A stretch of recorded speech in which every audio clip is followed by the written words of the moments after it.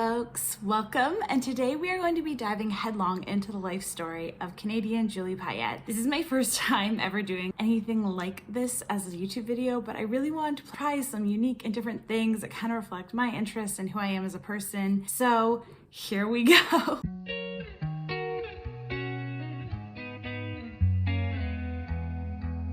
The story of Julie Payette is really interesting, and if you look at who she is in the media and online, there's so many different labels used to describe her. Everything from engineer, astronaut, governor general, to workplace bully, feminist, and so much more. This video, I'm afraid, is going to be super long because I have spent so much time researching the whole Julie Payette story, and it is huge, let me tell you, and there's so many little pieces and stories that have happened. It's hard to kind of capture everything in just one video, but I'm hoping that for those of you that are interested, you're going to enjoy how in-depth this is, because truly one headline does not say it all about this woman. By sifting through all the news media and coverage of Julie Payette, you really see her as a rising and falling star in Canada over a couple of decades. The story is a little sad, but I really wanted to cover it by drawing in all the information about her kind of into one place in time. I also kind of wanted to review this story because I feel like it was missed by a lot of people, and rightfully so. There was a lot going on throughout 2021 between the ongoing pandemic, vaccinations, riots in the States, and elections. So much overshadowed what was happening with Julie Payette. I know for myself, I think it just came to my attention last July when the new Governor General, Mary Simon, was coming in, and I was like, what happened here? And you know, for me, I am, or was, I guess, a big Julie Payette fan. Anybody who really looks like a 90s movie mom, has my instinctual trust, which I'm aware it is a character flaw of mine. But yeah, she just looks so much like the Free Willy mom. I'm like, you're good, right? You're a good person. And if you're just hearing this for the first time, I hope this video gives you a really in-depth look at kind of how this story's played out in the last couple of years, who Julie Payette really as a person, as a Canadian, as a representative of our country. So I recommend you snuggle up, grab yourself a drink or a snack, and just relax and enjoy me telling you the rise and fall of Julie Payette. So Julie Payette was born on October 20th, 1963. She was born in northern Montreal. Specifically, she was born in the Ahuntsic district to Andre and Jacqueline Payette. Now, the cool thing about her upbringing was Julie Payette's parents knew each other. They grew up very close to each other. Their families were very close to each other. They were married in the corner church that they attended as children. And really, her upbringing in Quebec was special because she had grandparents right down the street, aunts and uncles all the time around her, and truly she wanted for nothing. Now, she mentions it in quite a few interviews, but Julie Payette was a 12th generation Montrealer. Her family came from France in 1655. So you definitely can imagine they were a very established family in the local community. Julie Payette grew up with one sister, Maud Payette. I wasn't able to confirm exactly who she is. Payette, though, does seem to have a relationship with her. There's a couple noteworthy things that come out of Julie Payette's childhood.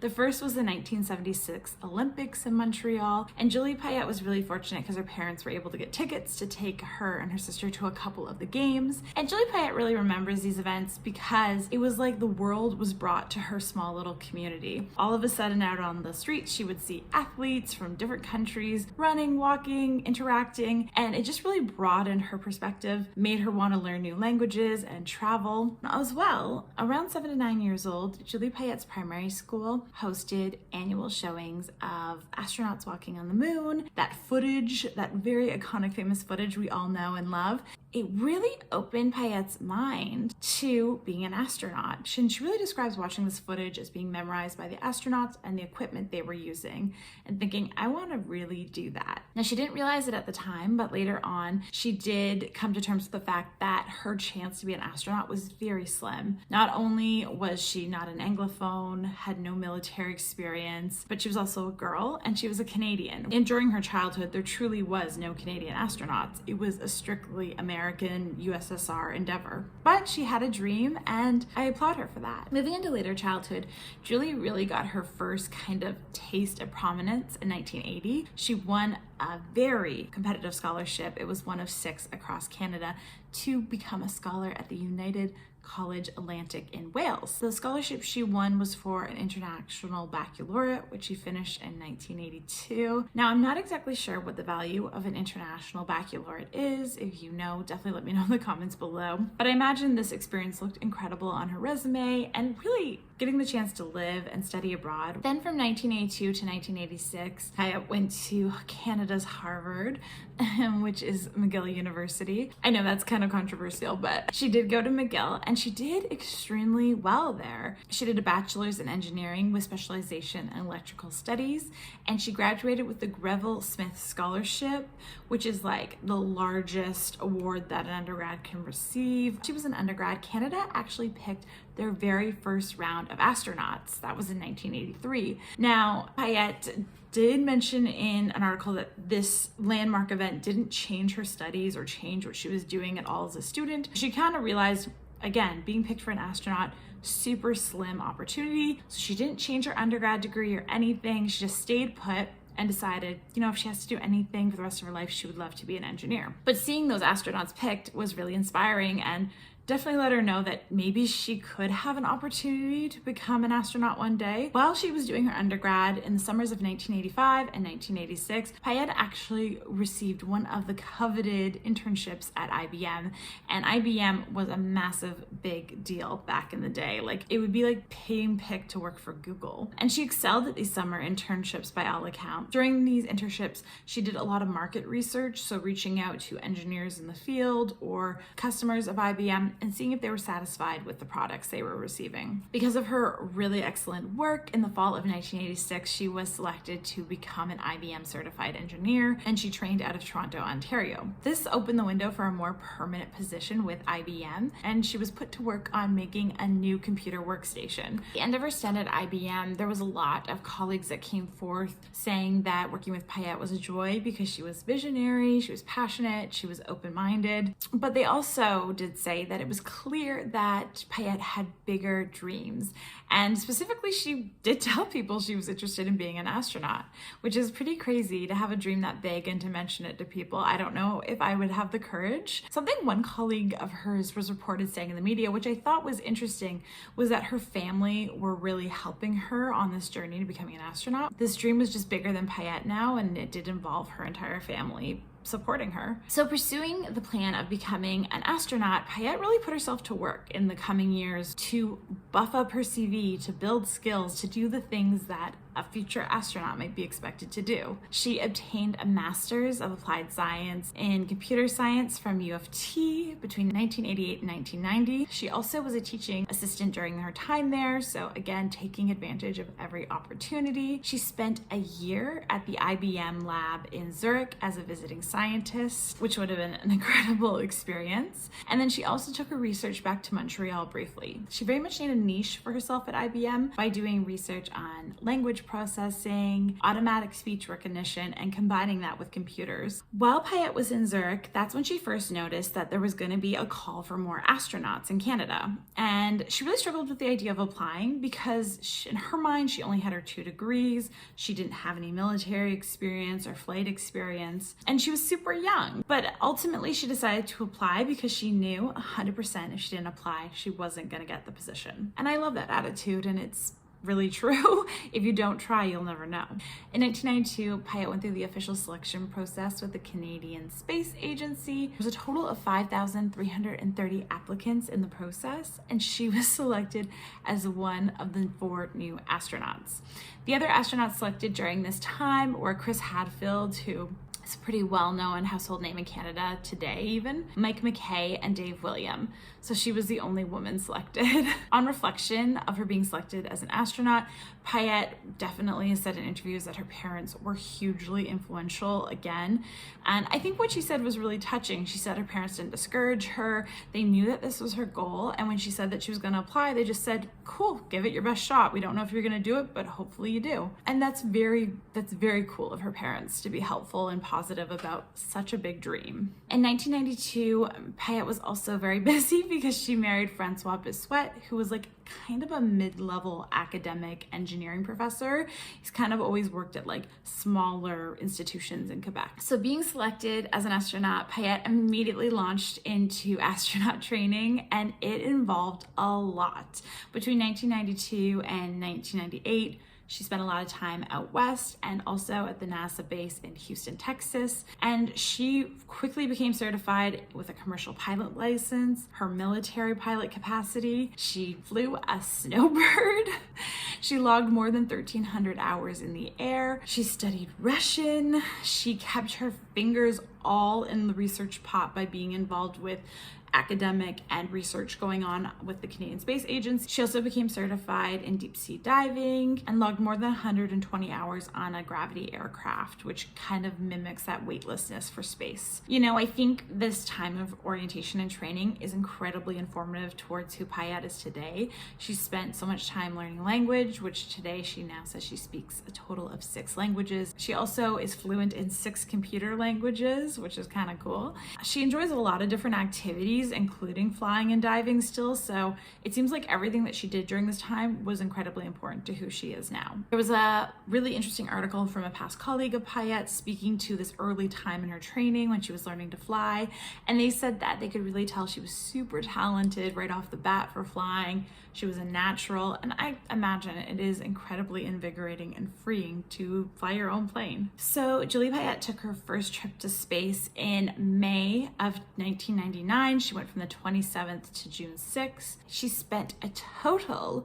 of 9 days, 19 hours and 13 minutes in space, traveled 153 orbits and more than 6 million kilometers. She really made a name for herself on this trip by being both the first Canadian and the first woman to board the International Space Station. The main objective of this flight was to be the first crew to manually dock and unload items at the space station. Payette's crew brought about 4 tons of supplies, and they were able to actually like pull up right by the station and unload the things that they brought.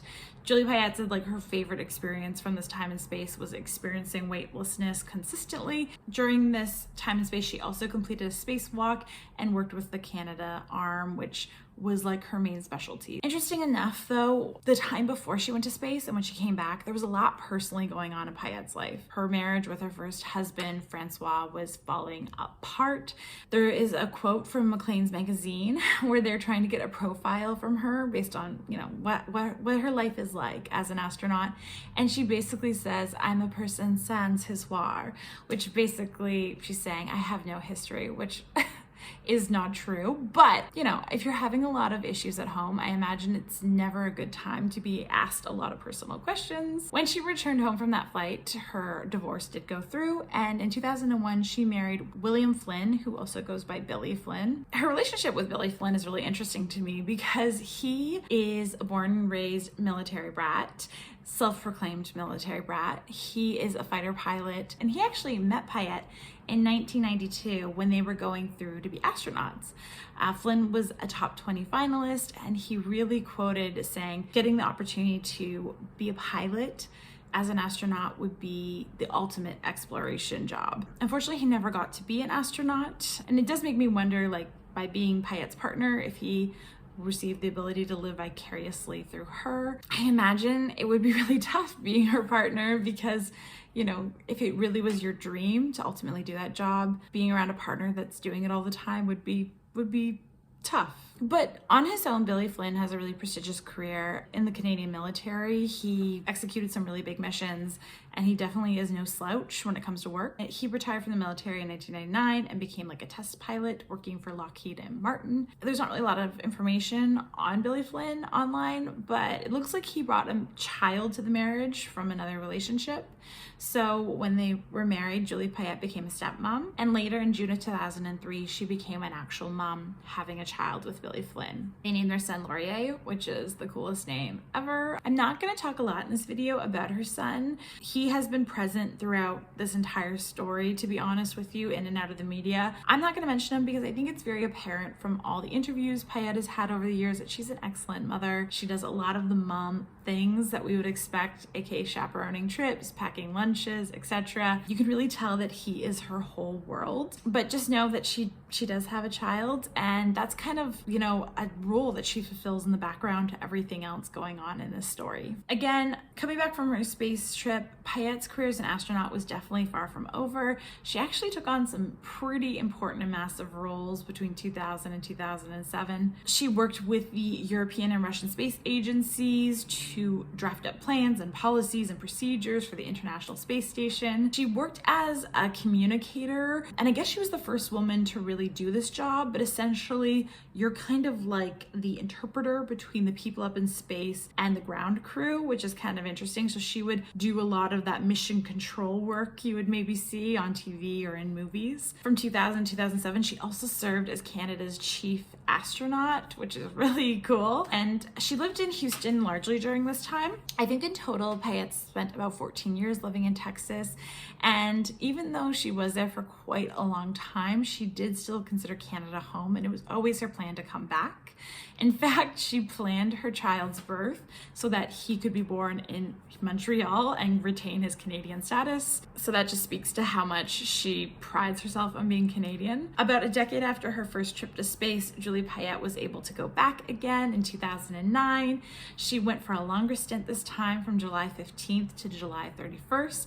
And this trip was really special because it was like the meeting of nations up in the International Space Station. There were 13 different astronauts from 5 different nations, and 2 of them were Canadians at the same time, so that was kind of unusual. During this trip, Julie Payette was the flight engineer, and she really oversaw a large breadth of projects. Again, she worked on the Canadian Arm 1, Canadian Arm 2, and she also worked on a Japanese arm called the Kibo, so she really had her hands in a lot of different pots. She also did 5 spacewalks during this time. They traveled 10.5 million kilometers in 248 orbits, and she logged over 600 hours in space. I watched an interview from this time period from her, and I thought it was really interesting because, one, she did speak extremely high of the Canadian Space Agency. You could tell like it was an organization she felt proud to work for, and she felt like the program was really evolving, especially because there was going to be 2 Canadians in space at once. She felt like people were taking Canada super seriously as a space group. And then the second thing was she was incredibly humble towards her team, and she seemed super genuine. She was just like, everyone works really hard here, everyone does an amazing job, all the jobs are really important, and she just seemed like super down to earth in a lot of ways. Totally not foreshadowing what was to come in the future years. Upon returning back to Earth, Payette really continued to perpetuate this idea of being a spokeswoman for STEM. And obviously this was the beginning of something that continues even till today, I would say. She is considered, you know, a reputable face, kind of pushing, you know, a modified, palatable feminist agenda. And by that I mean, like, she really shows you can like have this high level career and have a family. There was an interview from her husband, Billy Flynn, during this time in 2009. Again, he really painted a picture of this beautiful, happy family life, her having her career. During her space mission, she was missing her son's birthday, but it was really painted in the media as like, look how proud he can be that his mom's up in space and representing our nation and doing these incredible things on your birthday. It definitely wasn't like working mom neglects her son. Not at all. I think a lot of the questions from her interviews from this time, there was usually always one being like, what advice would you have for young women who want to get into the sciences or math or engineering? And she would always answer those questions, I think, with some pretty good advice on the whole, right? You know, stay in school, do the education thing, stand up for yourself, show your skills, and you got this. You can do anything. Post-space mission, 2010 was an amazing year for Julie Payette. I would say it was probably the best year of her life. She won a NASA Lifetime Service Award. She won a gold medal in engineering from the Canadian Engineering Society. She was an Olympic flag bearer at the 2010 Vancouver Olympics, and she like carried in that flag with like so many celebrities. It was really cool. And on the flip side, she had a bunch of leadership business opportunities open up to her. So in 2010, she took a position on the Pearson College Board, which I guess is the sister school to the United College that she went to in Wales. She bought a beautiful beachside home just off of Chesapeake Bay. She also took on a position as a fellow at the Woodrow Wilson Center. This center is in Washington, D.C., and essentially it's like a hub for research and policy development. It's like a very prestigious academic political institution, I guess. Yeah, things just seemed amazing as 2010 closed out for Payette. However, and there's always a however, these many accomplishments weren't enough to save her relationship with Billy Flynn in the coming years, and this marriage began to dissolve between 2011 and 2013. Ultimately, by filing divorce proceedings, Payette just made the decision to come back to Canada. She retired from the Canadian Space Agency, but she literally had no shortage of opportunities open up for her. She took on the Chief Operating Officer role at the Montreal Science Centre. She also took on a Vice President role with the Canada Lands Company. Canada Lands has a hand in the Montreal Science Centre, but it also says online that they're a company that manages a lot of the federal properties and sales and I guess upkeep of them. Leaving the States and moving back to Montreal, her now ex-husband Billy Flynn ended up staying behind in their Maryland home when she moved back to Quebec. Their divorce was not clean cut. It took a number of years to get everything worked out. I think up until 2017, they were still working out some child support and custody situations, so it was quite messy. Flynn, though, is now back in Canada, and he lives actually outside of Owen Sound, Ontario now. I imagine it was a hard call for her to come back to Canada, even though she missed it and loved it, because living in the United States for so long, it probably felt like home in many ways too. Something I found interesting that's like not really incredibly relevant, but might, explain some of the things that came in the future was in 2013 through Laval University, Julie Payette obtained a certificate in corporate governance, which is very interesting. In 2016, Julie Payette resigned from the Montreal Science Centre, and she actually took on a pretty big role, it looks like, with the Canadian Olympic Committee, because that was actually an Olympic year at Rio de Janeiro, so she served the team during that year and traveled with them. Moving into 2017, I wasn't able to find what she was actually doing, but in interview she says she was working for a small business. I say that like that because it seems like she didn't work for really any small business during her career. It looks like she was doing lots of big things all the time, but that was how she explained it. During this time and till this day, she still uses the Twitter handle at @AstroPayette, and I think that's really interesting because it shows like even though she was doing all these different roles, being an astronaut is still like front and center to who she is. Allegedly, or it's rumored, that in 2017 she met with Prime Minister Trudeau, and she said that in this meeting she was not looking for a government job at all. And she came to the meeting actually super casual. She says she just hopped in her Jeep with her kid and just ran on over like she was doing an errand to the Trudeau's house. She said, and this is actually probably a fair thing to say, she assumed that they were meeting because of the new astronauts that were selected that year. But actually, no.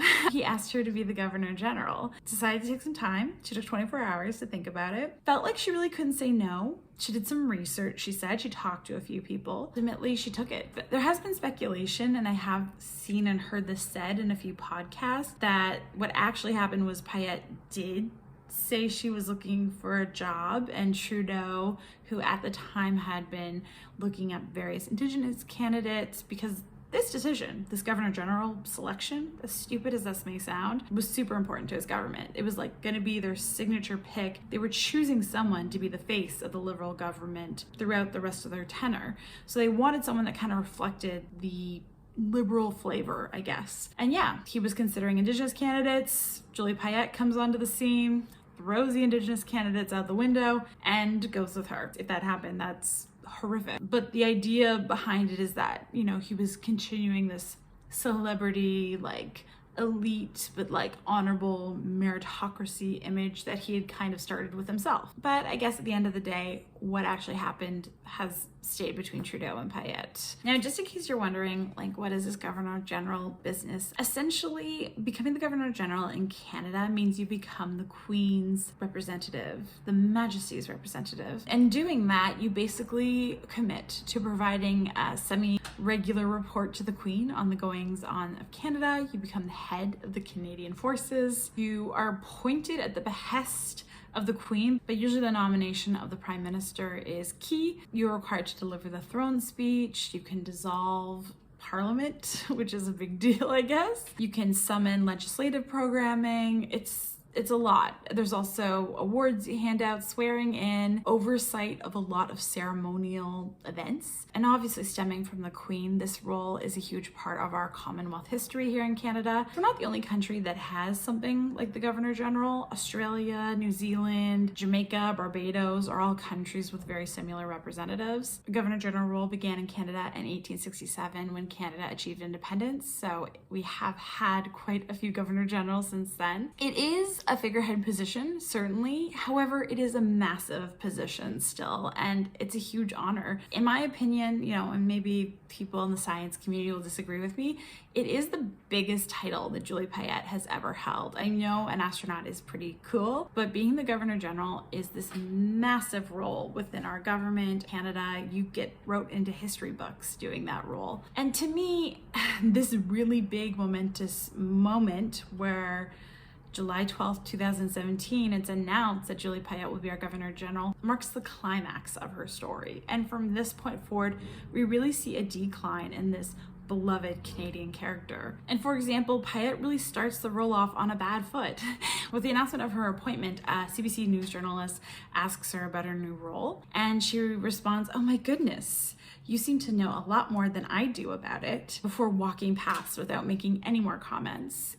I think this just kind of comes off as a little snarky, like someone's just trying to ask you what you think about this big deal. And she made it seem like it wasn't a big deal. As well, right after the announcement was made that she would be Governor General by Justin Trudeau, there was a bunch of incidents that came to light. And these really raised questions about how thorough the vetting process for Governor General was and how appropriate she was as a candidate. Specifically, in 2011 in Maryland, she was driving her car and a pedestrian stepped on the road and she struck and killed them. Now, she was found completely without guilt in this incident, but for someone who's held to such a high standard as a Governor General, it did raise questions about how perfect she would be for this role. And literally expecting perfection is part of this role. And then from 2011 to 2012, she dealt with some assault charges.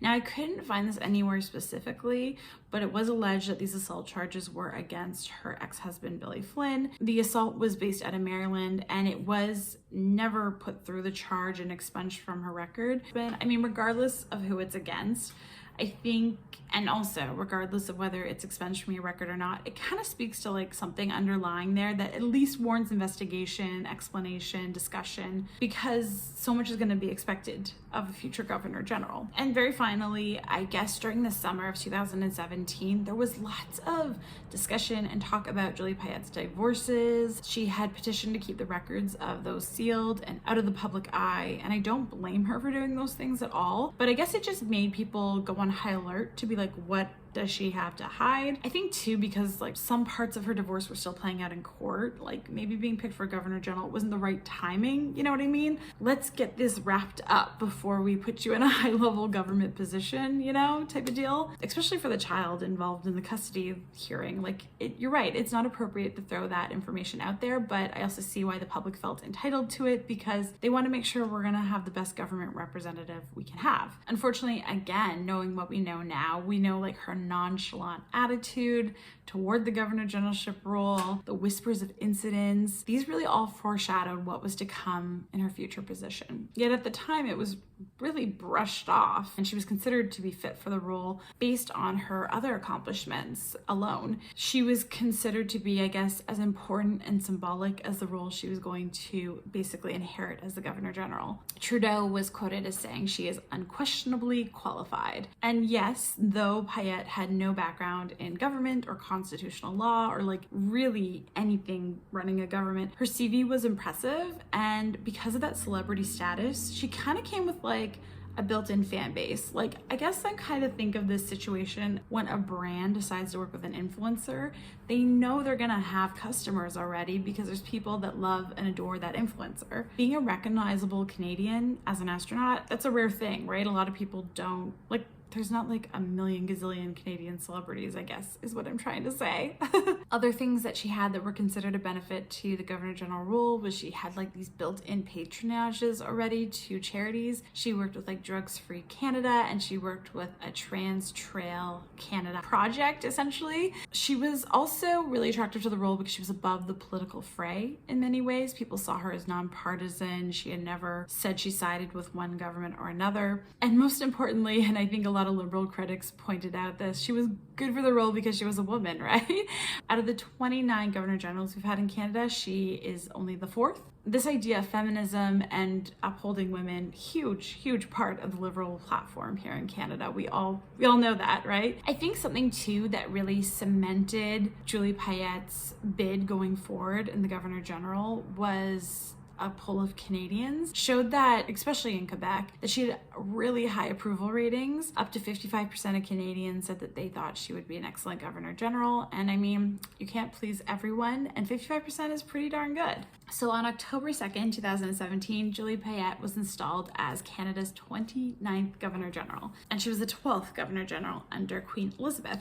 Her installation went on without a hitch. Payette met the Queen on September 20th, 2017 at Balmoral. This meeting is required between a future Governor General and the Queen, and during this, Payette began with a bonjour, a nod to her Francophone background. Payette, also leading up to the ceremony, had 4 prestigious orders and collars granted to her, and you will see when she writes her name, those kind of roles or orders are still a part of who she is. Payette attended her installation wearing the last spike brooch, which is really symbolically a brooch made from the last 2 spikes that were put into the tracks of the Canadian Pacific Railroad. It was presented initially to the very first Governor General in Canada, and since that time it's been worn by every female Governor General or the wife of the future Governor General on installation day. So she did in many ways do everything to a T. She cooperated with tradition right off the bat, and the vibes were high for her in her new position. Trudeau was remarked, saying on this day, "Your journey to space and through life may be unique, but the qualities that underpin each and every one of your successes are not." And I think super earnest statement from Trudeau. We're trying to sell her, but I think they also were honest. I mean, she was beloved in many ways. Also, Canada's first female astronaut, Roberta Bondar, spoke out on the event. She said, "Seeing the world from space provides one with a different type of insight. I don't think she is going to have a problem." Well, Roberta, not going to say you jinxed it. So Payette took over from General David Johnston, and he was appointed in 2010 with a really strong legal background, and he was kept on beyond the 5 terms of Governor General because of the Canada 150 celebrations. Considered really successful in the role. Like, of course, there's the odd little thing he did, but for the most part, he left with a really good reputation. Going forward from this installation, Payette was all set to move into the Governor General's residence, which is Rideau Hall in Ottawa. Rideau Hall's set on the same property as the Prime Minister's living quarters, so you're kind of really close and central to the action going on in Ottawa. She began receiving a salary of $290,000 Canadian with this new title. So definitely they're well compensated. Julie Payette was left to her devices for the first year. However, the issues with Julie Payette really never ever stopped from those installation queries forward. In fact, I mean, I don't even have time to go through everything that went wrong during her Governor Generalship, but I just wanted to hit on some of the major ones that were public knowledge, things that kind of grated people the wrong way and were constantly in the media. And I think the best place to start with that is on September 28th of 2018, she had a 1-year Governor Generalship meeting or interview, I guess is the best way to say it, interview with Lisa LaFlamme of CTV News. And Lisa LaFlamme really put some questions to her, didn't hold back. This interview is completely on YouTube, and I will link it down below so you can watch it if you'd like. As a synopsis, the interview really was about how rocky her first year as Governor General had been. She covered everything from Julie Payette delaying the cannabis bill, which essentially she had asked them to push back it coming into dissent, to questions about family life. The biggest concerns LaFlamme, I think, brought forward in these interviews was, 1, she had not upheld what was considered a typical Governor General workload during that first year. There were lots of things that had fallen through the cracks, I guess is the best way to say. Charities that expected her support were not getting it, and she wasn't attending engagements like she was expected to. 2, she had been rumored to be speaking badly about the Governor General role. She had had been saying publicly, allegedly, that she was unhappy and she was going to leave the post. And 3, she had pointed out that Payette had not moved into Rideau Hall, and this really broke precedent from past governor generals who moved immediately into the residence. In my opinion, Julie Payette's responses in this interview were kind of defensive. She said she was unable to do engagements and to really get into the nitty-gritty of charities because she had undertaken a massive review process of how the Governor General rule could be best used in Canada, and she felt past Governor Generals had taken on way too much and they had set a completely wild precedent that she could not live up to. She also spoke about like redoing the website and fixing, things at Rideau Hall with her staff. And just, because it comes up throughout this video, there's about 150 staff at Rideau Hall, just kind of give you a ballpark idea of how many people she has working under her and with her. She also mentioned there was lots of renos going on at Rideau Hall, so she couldn't move in. She mentioned she didn't have training for her role, which, oh Lord, I don't know what to say about that, but she just basically was like shocked it wasn't like being an astronaut where you're trained for like 6 years before a 2-week mission. Welcome to the real world, girlfriend. And then I think she also really shaded her Rideau Hall team. It was like, I don't make choices and schedules alone. It's like a team thing.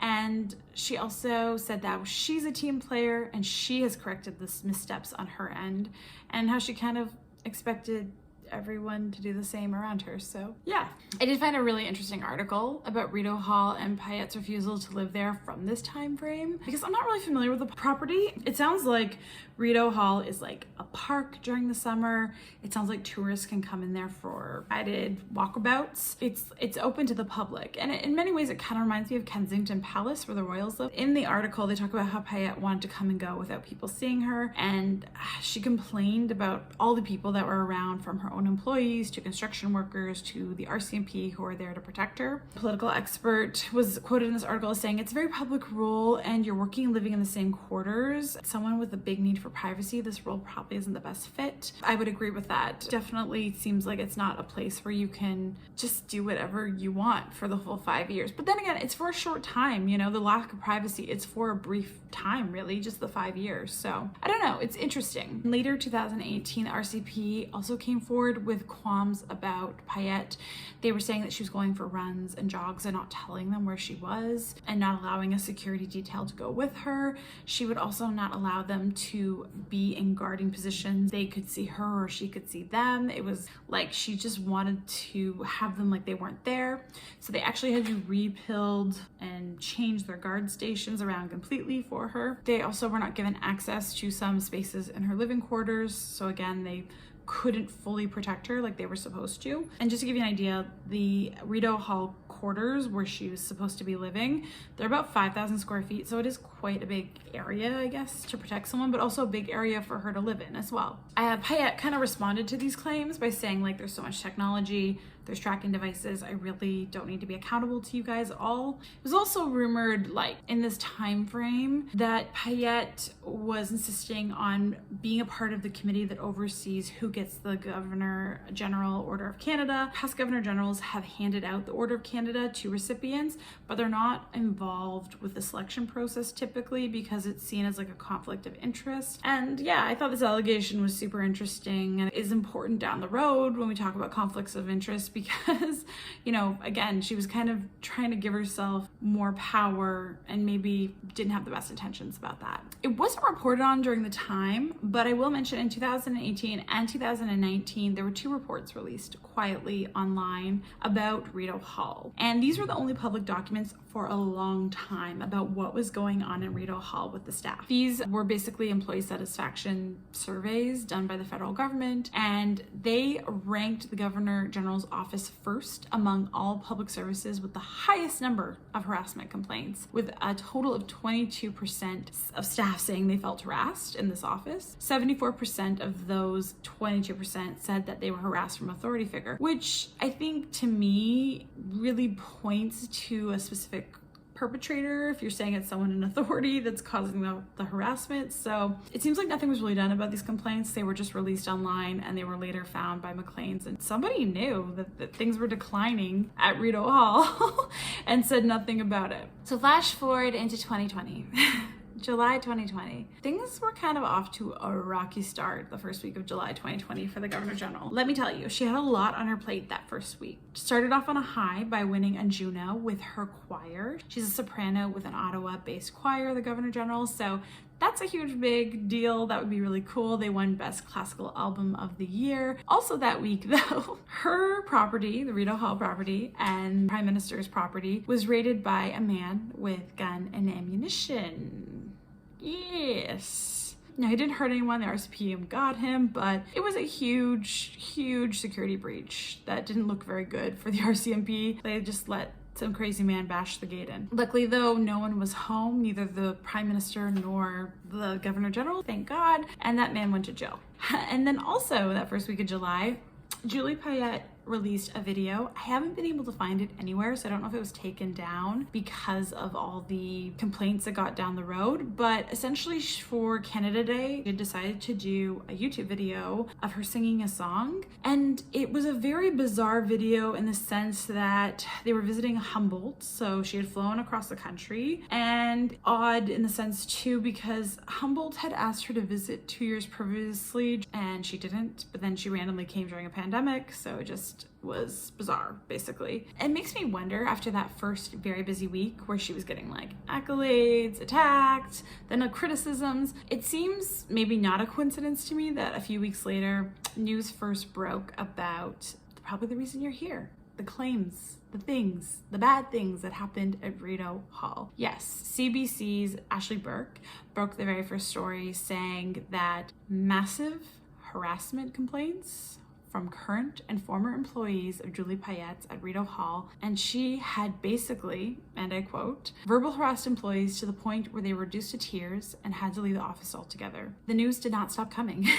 In fact, actually, I linked down below, but Ashley Burke is the journalist that I used a lot of information for this video. She is like a Julie Payette expert, essentially, at this point in time, and really recommend checking out her news stories for more information. I wasn't able to include everything that she found, but she found a lot, and it's like disturbing the more that you read. But she was the first one to kind of open the lid, and I think she really explained that she was able to do this by building rapport with the employees at Rideau Hall. She knew something was going on there, and eventually she was able to make kind of an interaction. One of the famous quotes Ashley Burke received during this time was from an anonymous staffer. They said, "This has gone from being one of the most collegial, enjoyable work environments for many of the staff to being a house of horrors," which is not good. That's really bad. About 10 days later, July 31st, 2020, more allegations came forward against Julie Payette. A total of now 16 sources were alleging direct harassment through yelling, belittling, and publicly humiliating employees. And really the nitty-gritty of these allegations were Payette would constantly mention, "I'm an astronaut, you know, like I'm too good for this." She would randomly administer pop quizzes on space-related content to government staff. Yikes, like that doesn't make any sense. She would run meetings like interrogations. And she frequently said people were incompetent and that she had to do everything. It was also common for staff to report seeing other colleagues out in their car crying in the parking lot of Rideau Hall. So that's not great either. Exceeds the idea of having a communal cry workspace. And something that I think was really important from these reports was that all of the behavior was really described as patterns of behavior and not just like one-off events.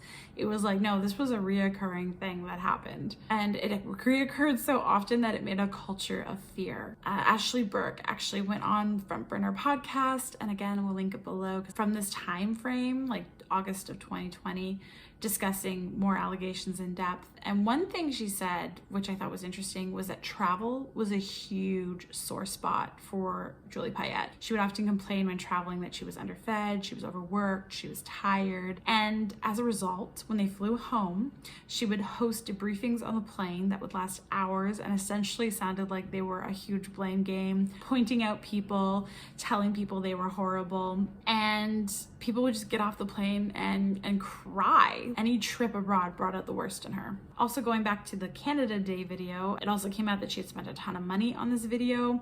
She had really harassed staff and had to hire outside videographers to film it because the staff didn't feel it was safe with COVID to be filming a video.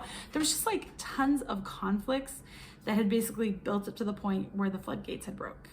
As well, there's more. Assunta Di Lorenzo was the name that came into the media for the very first time. Assunta Di Lorenzo was described as a lawyer, a long-time friend, like decade-long friend of the Governor General. She basically held the secretary of the Governor General position, which made her second in command. And Di Lorenzo was in the news because she essentially was alleged to be kind of the enabler or the tag team relay member of Payette and bullying staff. She wasn't an experienced civil servant previous to this role. It was actually considered super abnormal for someone who had no experience to be the secretary to the Governor General. And I think like in some ways, secretary is probably the wrong term. She almost seemed like she was like a chief of staff in some ways. Lorenzo was rumored to call staff lazy. She would reinforce Payette's idea that everyone else was incompetent in the office. Something that's also really interesting about Di Lorenzo was because of her position at Rideau Hall, she was top of the food chain for receiving complaints. So yes, Rideau Hall does have an ombudsperson, and that ombudsperson can receive complaints, they can investigate, they can make reports, but they hand all that information back to the secretary of the Governor General. And essentially, it makes a closed loop, right? No external or larger authority can get involved in Rideau Hall because either your complaint goes to Julie Payette or Di Lorenzo, who are playing for the same team. And yeah, it was just really a no-win situation for the staff there. Trudeau issued no commentary on these allegations. On August 6, 2020, the story deepened further and not in Payette's interest. It was released that Payette had still not moved into Rideau Hall, and this came almost 3 years after her appointment. This was unheard of. This had never happened before. And Payette stated that she had not moved because she still had privacy concerns that were unresolved. And I'm laughing because essentially the government at this point in time had spent $250,000 to address her concerns, and it was still not good enough for her. Now, what were the $250,000 spent on? Great question.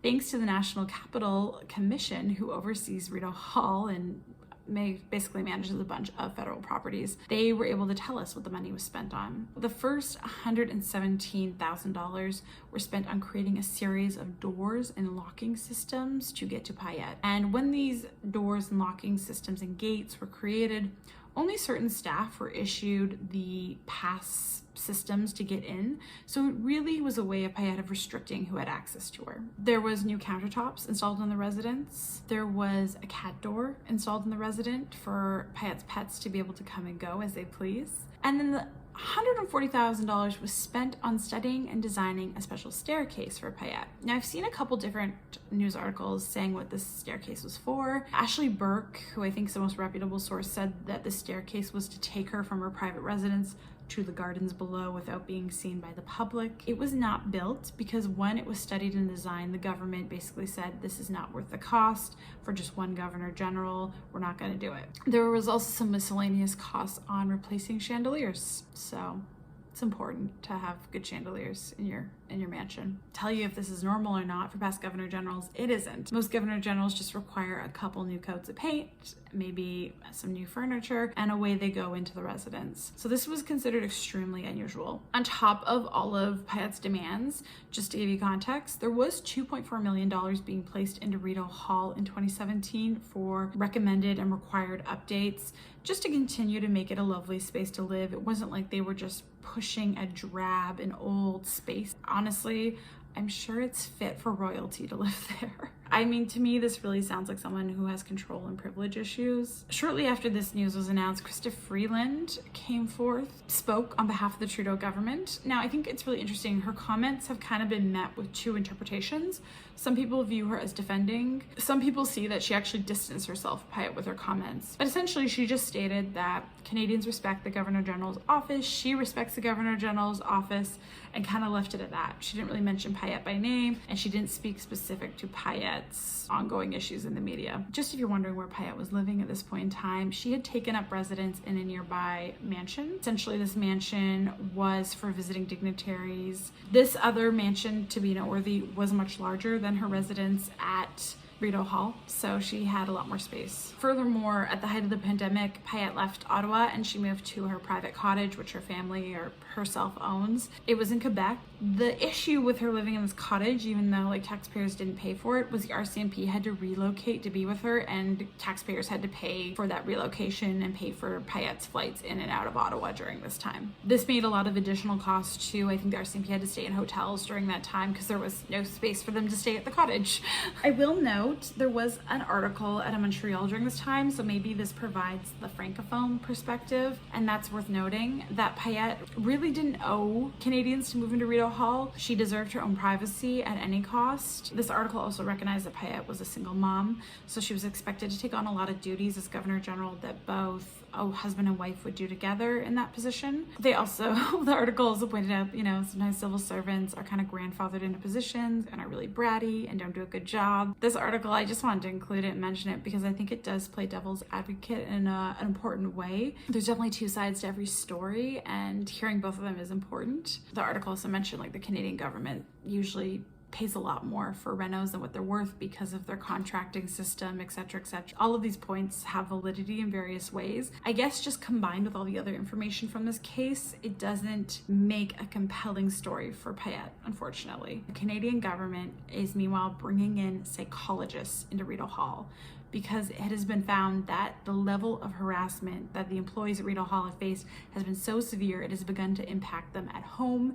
It has impacted them at a deep personal level. Their self-esteem is gone. And not only that, they find out that in 2018, post Lisa Laflamme interview, Julie Payette had issued a mole hunt in her office, which essentially involved interrogating all of her employees to find out who had been speaking to the media, if anybody, about her. And she just assumed it had come from within her office. Looking at the news media from August 2020, it seems like reporters were really concerned for the Rideau Hall staff and wanted to make sure they would be okay while these allegations of harassment were coming out. Such heightened fear of reprimand for these people and a need to protect them, which, any other boss would be on leave or, I don't know, something, taken out of the role temporarily, because there's no precedence for that for a governor general. These people were really kept in harm's way during these summer months while the allegations were rolling out. Definitely people can say, oh, these complaints took way too long to come out. I would think, between the online surveys, there was information coming out, probably between employees talking to other employees, other people in the government system knew. Something that I thought was interesting that Ashley Burke said in the Front Burner podcast was that a lot of employees hadn't made reports in the first year of Julie Payette being Governor General to complain about her leadership style, because it is often a rough transition for new Governor Generals to adapt to a grueling travel schedule to new staff. So they just chalked it up to a really bad first year. And then after that first year, there was complaints filed, but again, being a closed loop system, they went nowhere. So in September 2020, the government kicks into action, the Privy Council, thank God, and they decide that they need to commission an independent report looking at the workplace culture at Rideau Hall. This report didn't come out till January, but it was worked on heavily in the fall of 2020. In total, 92 employees were interviewed, which is insane, both current and former. And there were so many that participated that they actually had to limit the amount of time that they could meet with individual employees because there were just so many people stepping forward to talk. The deadline for this project was all over the place. It was going to be done in the fall, it was going to be done in the winter, it was going to be done in a year. Ultimately, it ended up being completed in January of 2021.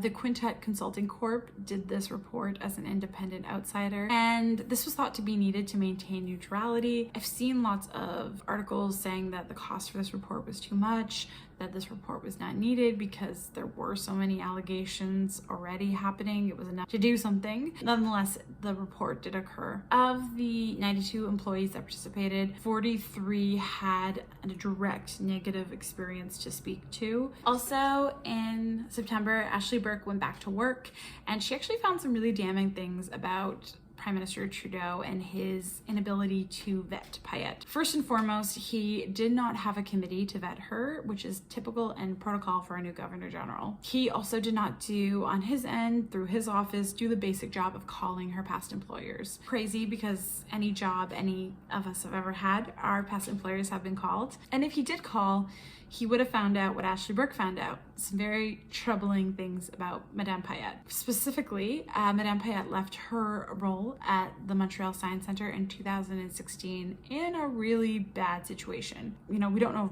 a lot of specifics about what happened at the Montreal Science Centre. We know she left with a 1-year severance of $200,000, and we know 2 complaints were filed that resulted in internal investigations being undertaken. Specifically, the complaints were for verbal abuse. One past employee stated that she really thrived off of getting staff unjustified criticism, and she would sulk and be teary-eyed if things didn't go the way she wanted at work. There was even some allegations that she had pushed back against an employee satisfaction survey, and I imagine some people probably suspect now that that was because they figured the findings would be detrimental to her. Also, in 2016, when she served her 1-year term with the Canadian Olympic Committee, we know that there was HR investigations triggered there as well. We got a little bit more information in the public sphere about what happened there. What we know for sure is that a young female employee was berated to the point of tears at the actual Olympics in Rio de Janeiro. Payette and her son had gone out to a private party or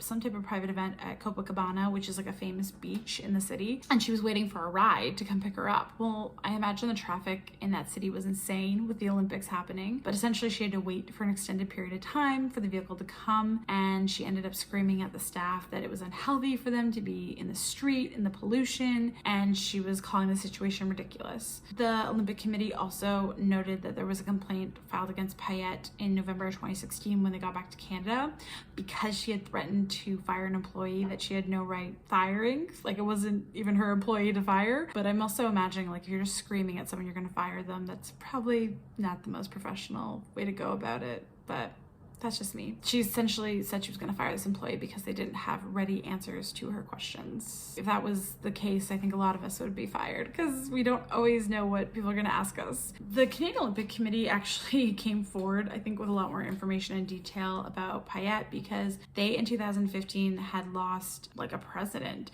to a sexual harassment claim. So I feel like the Canadian Olympic Committee would have been really forthcoming with Trudeau if he had called about what had happened because they've been through some stuff already. Payette was often described as someone who just erupted out of nowhere by volunteers with the Olympic Committee, which is crazy, and that they were just supposed to all take it. Payette did respond to these media news stories about the Montreal Science Centre and the Olympic Committee. She said no formal complaints were filed during her time there, which is interesting. Maybe there were no formal complaints, but there was investigations. That still seems bad to me. She also pointed out she did not resign and she finished all her terms. But that being said, doesn't mean that she wasn't asked to not extend her term or to pursue another term, which she did not do with either of these roles. There was someone who defended Payette in the news by saying she had perfect attendance during this time. I don't think that matters in harassment cases. That probably means actually that you were showing up consistently to make people's day living hell, but okay. And also, I guess something too, I should say about the Montreal Science Centre, like I mentioned for the Olympic Committee, they didn't have the perfect track record. The Montreal Science Centre was quoted in the news as saying that they actually didn't follow protocol in hiring Payette. They didn't vet her either on their end.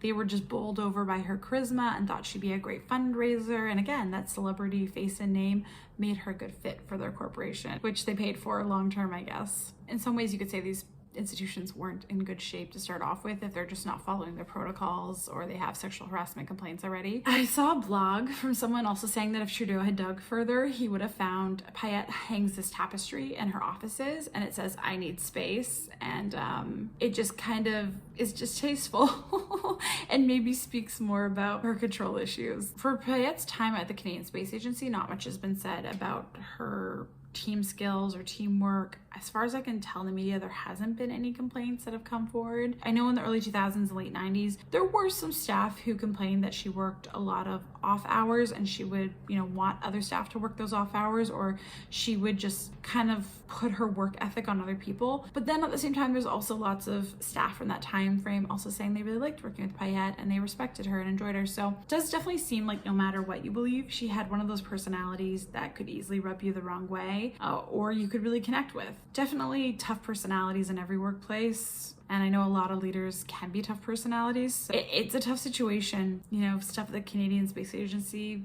we just don't know. We just don't know what happened there. It seems definitely from 2013 forward, it was problematic for her to be a leader. In response to all of these stories as well, the Privy Council said that going forward, they would make sure Governor Generals were appointed properly, which I guess that's something. So glad we can rely on you guys going forward. The Canadian Lance company that I mentioned earlier, there also was an employee in the news for that workplace center saying that a number of the people at Canadian Lance company were blown away when she was appointed as Governor General. So very interesting. Business seemed to go on like usual at Rideau Hall despite the independent report being rated on. Payette was still in a leadership position there and she voiced frustrations with the report. Yes, she wanted staff to participate in it, but she didn't want too many staff to participate in it, and she wanted the report to be carried out in a way that she could protect herself. And what do I mean by this? Well, I think you could even say she tried to interfere with the report through the following actions. 1, she complained that the RCMP were involved because they were not official Rideau Hall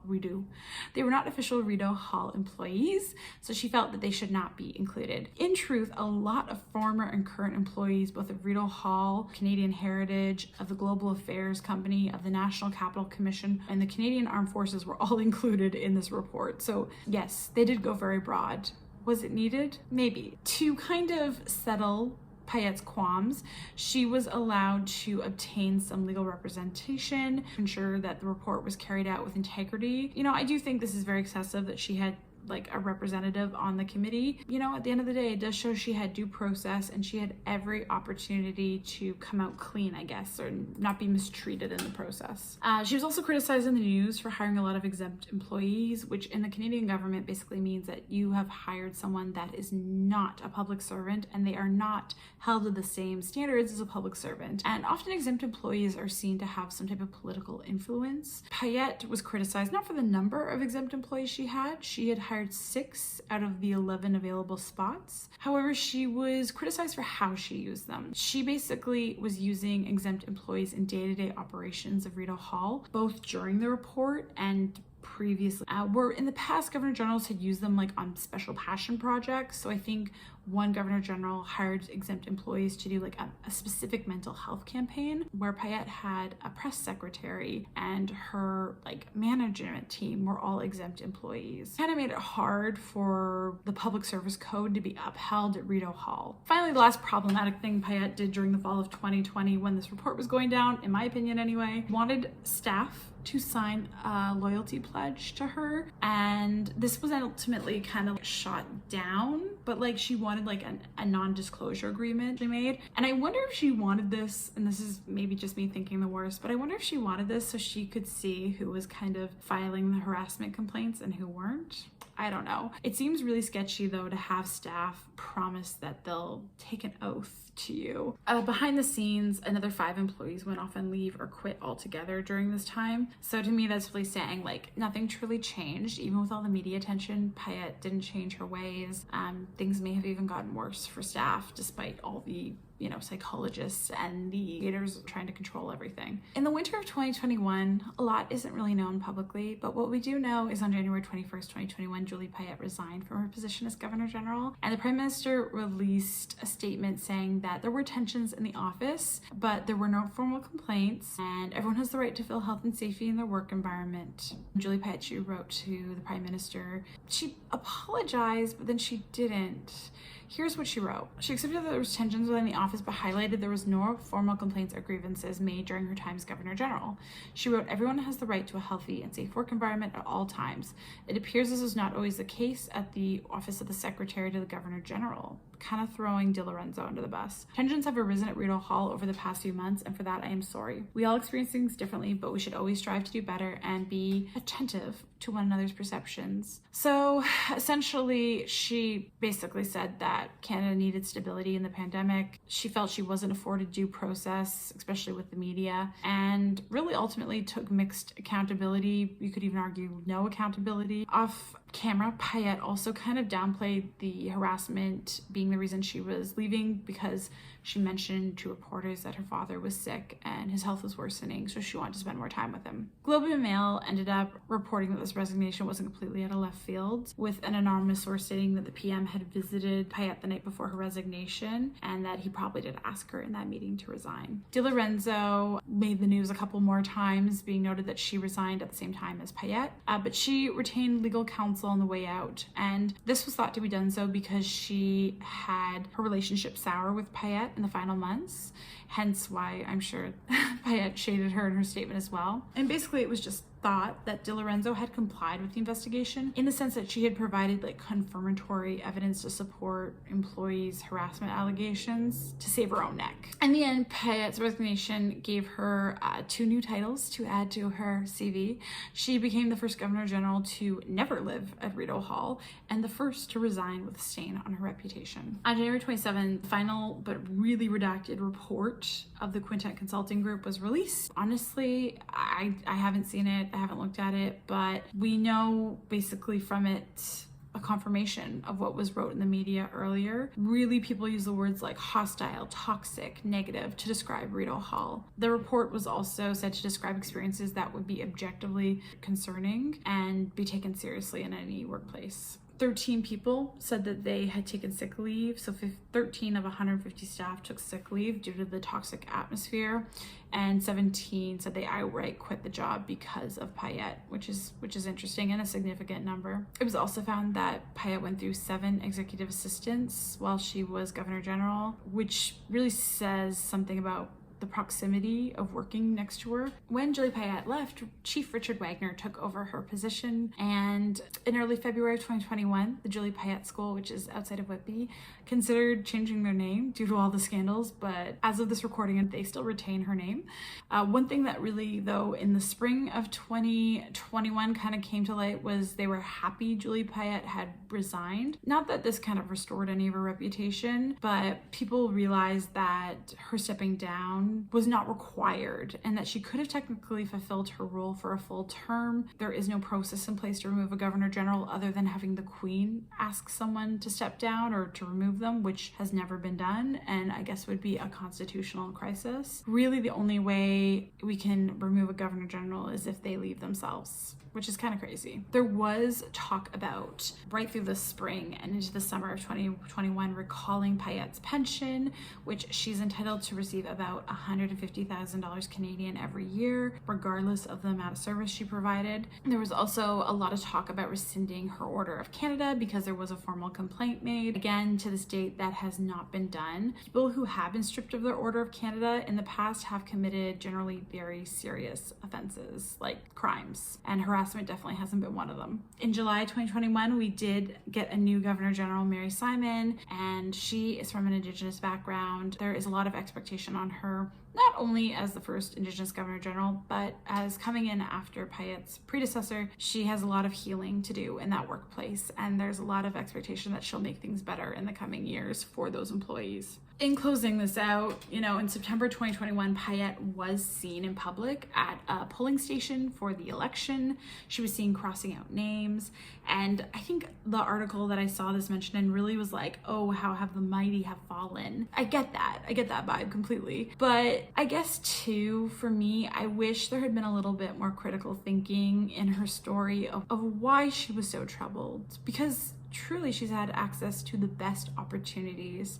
She's worked for the best Canadian institutions, academic, professional, government, and she is not a good leader. What are we doing wrong in our systems that we have basically brought up someone to be a poor leader? It's hard to say and it's hard to know, but I think just blaming it the fact that she is crazy and that she is a bad person isn't enough. I mean, the woman literally has 18 honorary degrees from the best institutions in Canada. She has countless awards to her name. She has the highest government honors. She's working in an election booth. It just blows my mind. It seems like society discarded her and didn't analyze her at all for why we ended up here. In November of 2021, Payette did do some traveling abroad for Astronaut affairs. And I just wanted to mention this quick because I guess when I saw this, I was a little upset because she really is still representing Canada. She has a great life. There has been really no consequences for her actions other than like a bad reputation. I definitely can see why people want to pull her pension. I mean, $150,000 till she dies, that's a lot of money. That's a really good living. That's a great income she doesn't have to work for.